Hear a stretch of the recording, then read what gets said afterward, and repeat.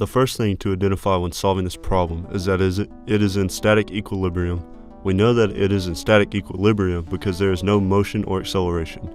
We then apply Newton's second law, sum of forces equals mass times acceleration. Since the problem is in static equilibrium, we can set the sum of forces equal to 0. The next step is to identify the axis and draw a free body diagram. The force being applied at A from the hand is broken down into two forces, AY and AX. Then the force from the man's shoulder at point B and the weight at the end are both purely in the vertical direction.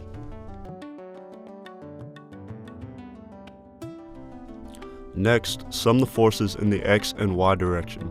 The sum of forces in the x direction equals 0 and equals AX, which is the only force acting in the x direction, so it must be 0. The sum of forces in the y direction equals 0 and equals negative AY plus B minus 50 pounds. This leaves us with one equation and two unknowns, so we must come up with another equation to solve the problem.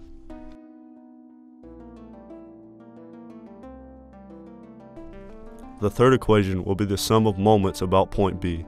A moment is the force causing rotation and is equal to the magnitude of the force times the perpendicular distance from the point of rotation.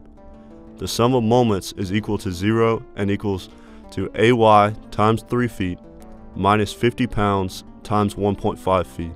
We can now solve for AY, finding it to be 25 pounds.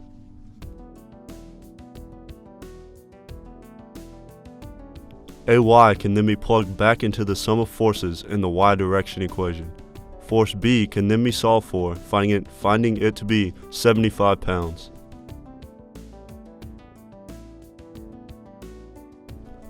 In this problem, the 25-pound force AY is the force of the hand pulling down on the front of the board. Then the 75-pound force B is the force of the shoulder pushing up on the board.